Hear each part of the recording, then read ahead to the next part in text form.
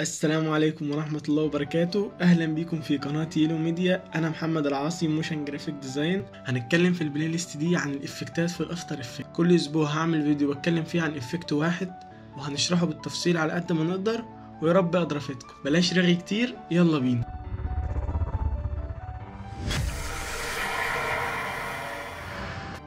هنتكلم النهاردة عن إفكت سي سي سنوفول، واللي بيعمل المطر والتلج اللي زي ده. يلا نشوف. طبعا اول حاجه هنعمل adjustment layer عشان نحط عليها الافكتات، عشان ما نبوظش اللاير الاساسيه اللي معانا. تمام. بعد كده نخش على الافكت اند بريسيتس. تمام. وهنكتب سي سي وندر اللي هي سنوفول، سي سي سنوفول. تمام. بعد كده نحدد اللي هي adjustment layer ونبدا نحط عليها الافكت.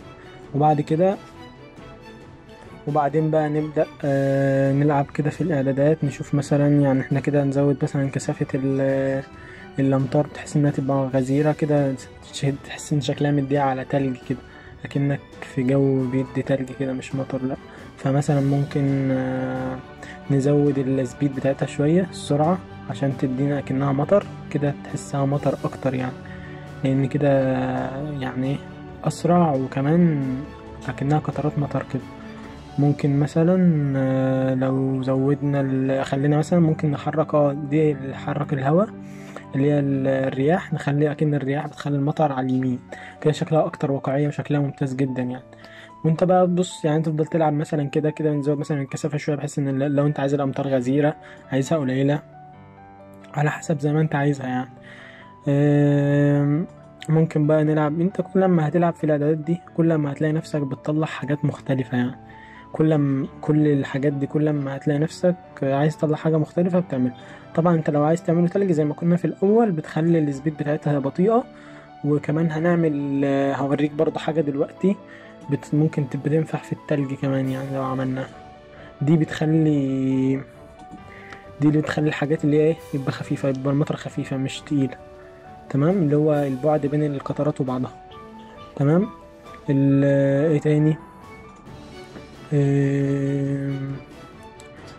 دي اللي هي اللهم صل على النبي. تمام. بص يا سيدي، اللي هي دي اللي بتخلي الامطار دي اللي زي التلج، دي اللي بتخلي الامطار ماشية عكس بعضها. دي تنفع في التلج جدا لو انت زودت الكثافة شوية مثلا خليتها كده زي ما هي. تمام. وقللت السبيد، خليت السرعة قليلة، هتلاقي معاك شكل طالع تلجي شكله جميل جدا يعني. كل ما هتلعب في الاعدادات دي، كل ما هتغير فيها، كل ما هتلاقي نفسك بتطلع حاجات مختلفة يعني.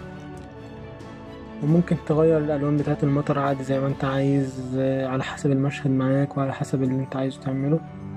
بس كده وكده. وفي الختام نقول اللهم صل وسلم وزد وبارك عليك يا حبيبي يا رسول الله. سلام.